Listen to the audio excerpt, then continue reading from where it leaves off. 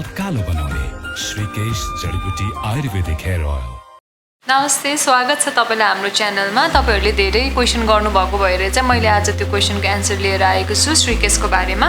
हजुरहरूले चाहिँ यो श्रीकेश कसरी अप्लाई गर्ने, कसरी लाउने भनेर धेरै क्वेशन गरेर भनिदिनु पर्यो दिदी भन्नुभएको थियो। यसको बक्सभित्र चाहिँ एउटा कम्ब एप्लिकेटर आएको हुन्छ। त्यो कम्ब एप्लिकेटरलाई चाहिँ हजुरले ओइल राखेर मजाले कपालमा अप्लाई गर्ने, त्यसपछि मिनिमम 4 देखि 5 मिनट मसाज गर्नुपर्ने हुनेछ। हजुरहरूले यो दैनिक प्रयोग गर्दा पनि हुन्छ या आज गरेर भोलि नुहाउँछु भन्दा पनि हुन्छ। जे होस् हजुरले ओइल राखेपछि चाहिँ 4 घण्टा चाहिँ मिनिमम राख्नुपर्छ।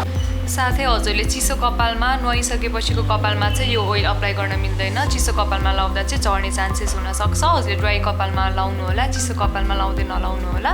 साथै हजुरले सबैले यो बाहिर लाउन मिल्छ कि मिल्दैन, एयरपोर्टमा रोक्छ कि रोक्दैन यो ओइल भनेर पनि क्वेशन गर्नुभएको थियो। हाम्रो चाहिँ यो लग्ने बेला चाहिँ एयरपोर्टमा अहिलेसम्म रोकेको भनेर थाहा छैन, रोक्दैन, किनकि हामीले बिल प्रोभाइड गरेको हुन्छ। बिलमा हेयर ओइल भनेर लेखेको हुन्छ। हेयर ओइलहरूलाई रोक्ने चान्सेस कम हुन्छ र रोकेको पनि छैन। यहाँ आउने कस्टमरहरू पनि धेरैजनाले लगिसक्नु भएको छ बाहिर, उहाँहरूलाई पनि कतै केही प्रब्लम परेको छैन। त्यसैले एयरपोर्टको लागि चाहिँ तपाईँहरू डराउनु परेन, मजाले लग्न सक्नुहुन्छ। यदि हजुरहरूलाई केही जानकारी चाहिएमा, केही क्वेसन गर्नु परेमा हजुरले तल कमेन्ट बक्समा लेख्न सक्नुहुन्छ। हामी तत्कालै रिप्लाई गर्नेछौँ। धन्यवाद। कपाल कालो बनाउने श्रीकेश जडीबुटी आयुर्वेदिक हेयर ऑयल।